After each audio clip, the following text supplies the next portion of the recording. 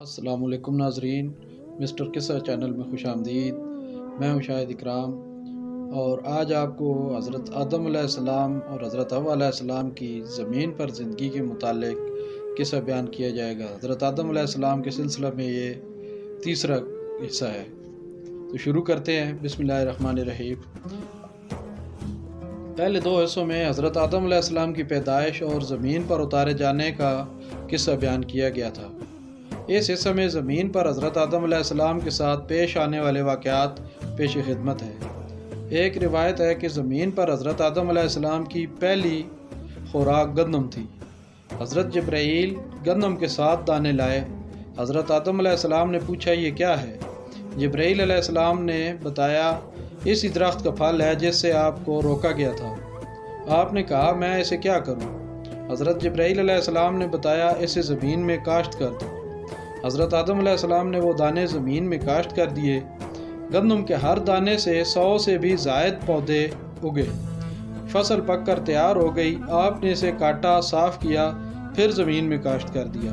پھر اسے پیس کر آٹا بنایا، اسے گوندا اور اس سے روٹیاں بنائیں۔ اس طرح بڑی مشقت، کوشش اور تھکاوٹ کے بعد اسے کھایا۔ حضرت آدم علیہ السلام اور حوا علیہ السلام پر پہلا لباس مینڈے کی اون کا تھا۔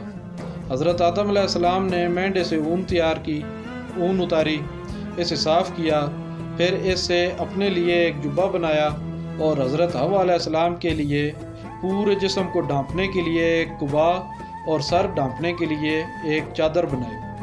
انسانی آبادی میں اضافہ کیسے ہوا؟ اس بارے میں علماء و مفسرین نے لکھا ہے کہ حضرت آدم و حوا علیہ السلام کے ہاں جڑواں بچے پیدا ہوتے تھے، ایک بچہ اور ایک بچی، اور اللہ تعالیٰ کا یہ حکم تھا کہ ہر بچہ کو دوسرے بچے کے ساتھ پیدا ہونے والی بچی سے نکاح کیا جائے۔ یہ سلسلہ جاری رہا، اور کسی بچے کے لیے اپنے ساتھ پیدا ہونے والی بہن سے نکاح کرنا جائز نہ تھا۔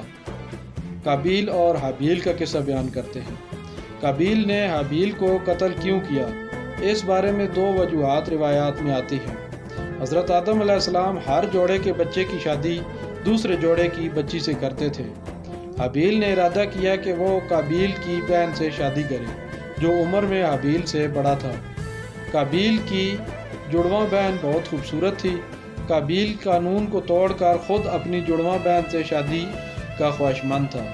حضرت آدم علیہ السلام نے اسے حکم دیا کہ اپنی بہن کی شادی حابیل سے کر دے، لیکن اس نے انکار کر دیا۔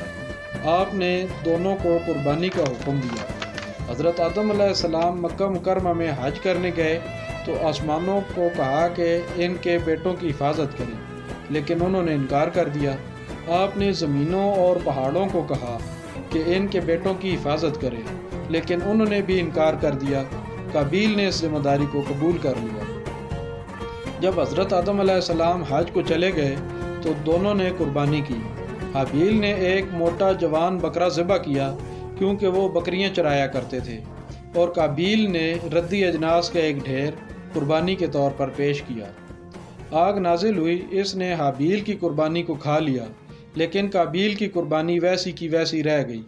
قابیل ناراض ہو گیا اور غصے سے کہنے لگا میں تجھے قتل کر دوں گا تاکہ تو میری بہن سے شادی نہ کر سکے۔ حابیل بولا اس میں غصے کی کون سی بات ہے؟ قربانی تو صرف متقیوں کی قبول ہوتی ہے۔ کچھ دن گزر گئے۔ ایک رات حابیل نے چراگاہ سے آنے میں دیر کر دی تو حضرت آدم علیہ السلام نے قابیل کو بھیجا کہ دیکھے حابیل نے دیر کیوں کر دی۔ جب وہ چراگاہ میں پہنچا تو حابیل وہاں موجود تھا۔ قابیل نے کہا اب بتاؤ آپ کی قربانی قبول ہو گئی مگر میری قربانی قبول کیوں نہیں ہوئی؟ حابیل نے جواب دیا بے شک اللہ تعالیٰ متقیوں کی قربانی کو قبول کرتا ہے۔ قابیل کو غصہ آ گیا، ہاتھ میں لوہے کا ڈنڈا تھا، اپنے بھائی کے سر پر مار کر اسے قتل کر دیا۔ روایات میں ہے جب حابیل قتل ہو گیا تو 1 سال تک قابیل اس کی لاش کو کندھوں پر اٹھائے پھرتا رہا، حتیٰ کہ اللہ تعالیٰ نے 2 کوے بھیجے۔ دونوں قابیل کے سامنے لڑے، ایک نے دوسرے کو قتل کر دیا۔ جب ایک مر گیا تو دوسرے نے اپنی چونچ سے زمین میں گڑھا کھودا اور مردہ کوے کو اس گڑھے میں دفن کر کے مٹی ڈال دی اور جگہ برابر کر دی۔ قابیل دیکھ کر کہنے لگا ہائے افسوس، میں تو کوے سے بھی عاجز نکلا کہ اس طرح اپنے بھائی کی لاش کو دفن نہیں کر سکا۔ فوراً ایک گڑھا کھودا اور اپنے بھائی کی لاش کو دفن کر دیا۔ قابیل کو اس جرم کی سزا مل گئی۔ اس کی پنڈلی ران سے جڑ گئی اور اس کا منہ سورج کی طرف ہو گیا۔ جس طرف سورج گھومتا قابیل خود بخود گھوم جاتا، چونکہ اس نے حسد کیا اپنے بھائی سے، خواہ مخواہ دشمنی کی اور قتل میں عجلت سے کام لیا، اس لیے اسے فوراً اس جرم کی سزا دی گئی۔ حضرت آدم علیہ السلام کے بیٹوں کے متعلق مختلف روایات ہیں۔ بعض روایات میں ہے کہ 20 بیٹے ہوئے اور بعض روایات میں 240 جڑواں بچوں کا ذکر ہے، یعنی 120 بیٹے۔ حضرت آدم علیہ السلام نے اپنی زندگی میں اپنی اولاد اور پھر اولادوں کی اولاد دیکھی، جو کہ آپ کے وصال تک تقریباً 1 لاکھ تک پہنچ چکی تھی۔ اگلی ویڈیو میں حضرت آدم علیہ السلام کے متعلق مزید معلومات فراہم کی جائیں گی۔ اپنا خیال رکھیے گا۔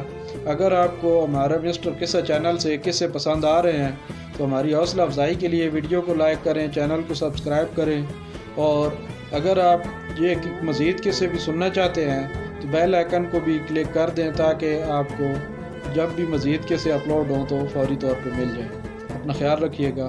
شکریہ۔ اللہ حافظ۔